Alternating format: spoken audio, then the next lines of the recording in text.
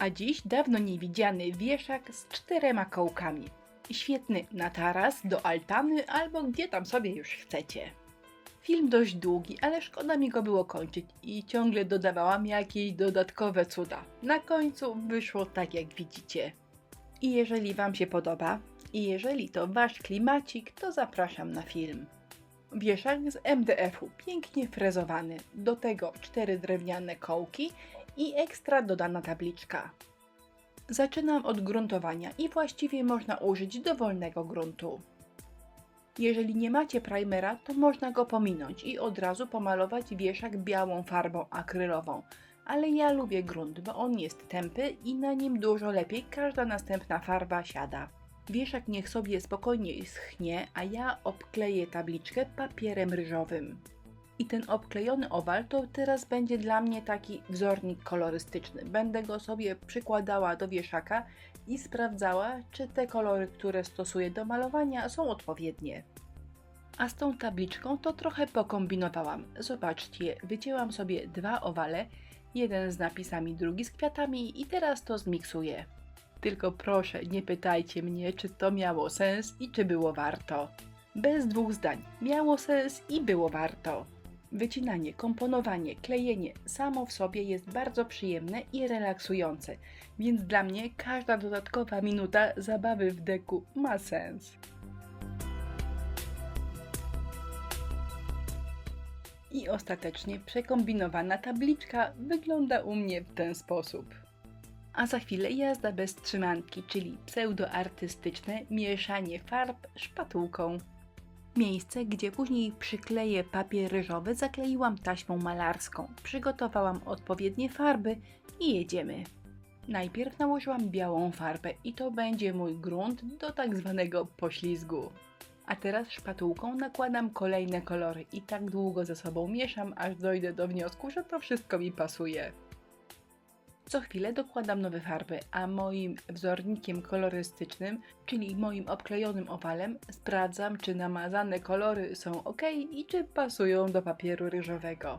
Na filmie upływ czasu jest względny, jest dużo przyspieszeń i trudno ocenić, ile konkretny etap zabrał mi czasu. Sama byłam ciekawa, więc sprawdziłam. Ile czasu zabrało mi to mazanie szpatułką? Zgadnijcie, dam Wam kilka sekund czasu na zastanowienie i odpowiem.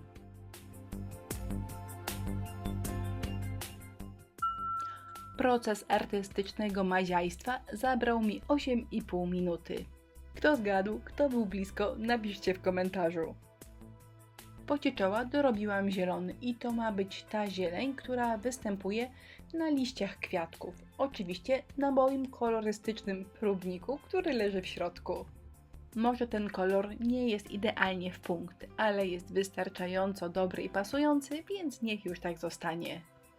Na szczęście dla mnie kamera trochę wybacza i u Was wygląda to całkiem ok, a ja widzę, że to jednak nie jest w punkt. Mogłam się bardziej postarać, ale niech tak zostanie.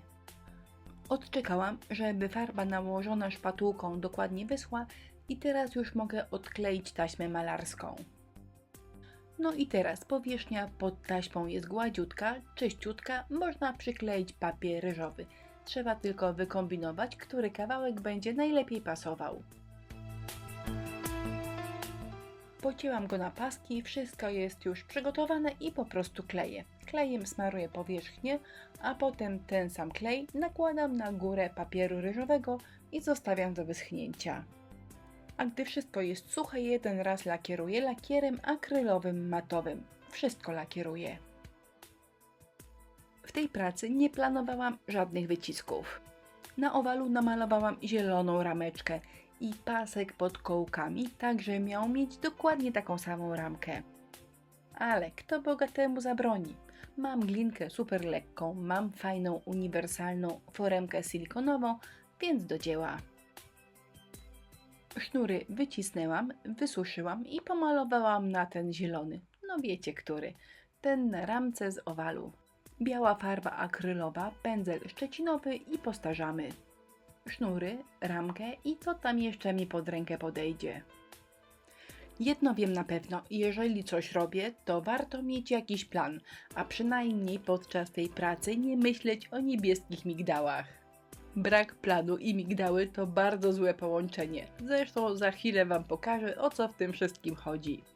Przykleiłam moje wyciski klejem na gorąco, a teraz ciemną farbą akrylową i pędzelkiem skośnym wycieniuję co się da. Po cieniowaniu się tylko prześlizgnę, ponieważ zrobiłam 2 specjalne filmy właśnie o cieniowaniu i jeżeli jesteście zainteresowani tematem, to odsyłam. Linki do nich zamieściłam pod tym wideo. Wrócę jeszcze do braku planu i migdałów. Wiedziałam, że w tej pracy chcę użyć szablonu z cegiełkami. Mniej więcej wiedziałam, w którym miejscu ma się znaleźć, dlatego przyklejenie moich wycisków z glinki nie stanowiło jakiegoś większego kłopotu.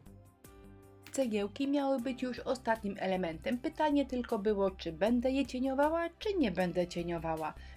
A raczej, czy zostawię je takie czyste i bialutkie, żeby rozjaśniły całą pracę, czy może trzeba je będzie troszkę przybrudzić, żeby lepiej pasowały do całości. Świetny szablon, nie za gruby, czyli możemy używać zarówno do farb, jak i do past.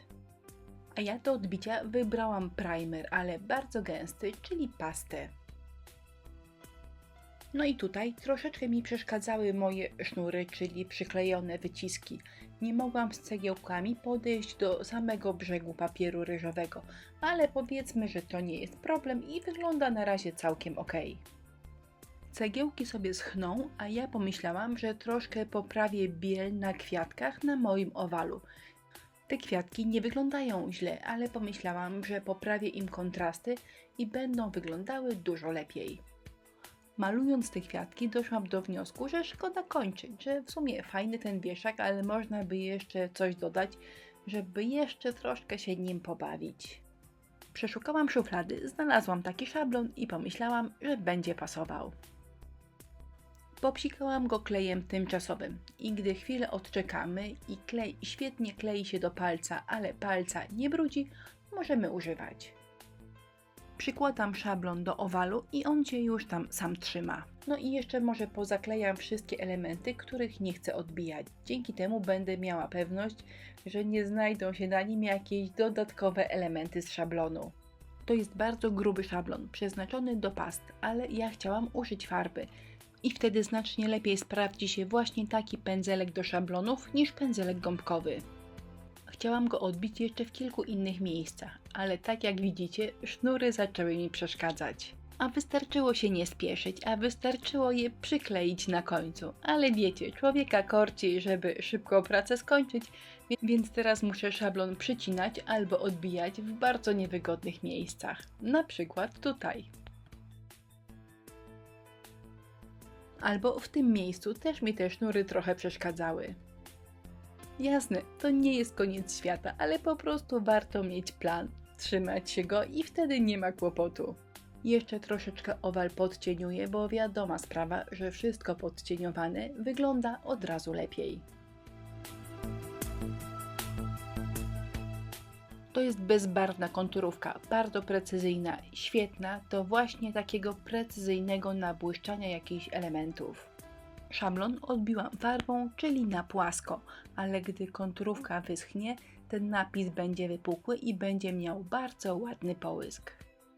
A tak prezentuje się skończony wieszak, a spójrzcie w tym miejscu. Widzicie, ten napis się bardzo przyjemnie błyszczy. I tak dotarliśmy do końca filmu. Jak zwykle listę wszystkich produktów, których używałam, zamieściłam pod tym wideo. Mam nadzieję, że pomysł Wam się podoba i ktoś z Was będzie go chciał u siebie wykorzystać. Będzie mi wtedy bardzo miło. Dziękuję za uwagę. Zapraszam do naszego sklepu inspirello.pl oraz na naszą grupę na Facebooku Inspirello i Przyjaciele. Do zobaczenia.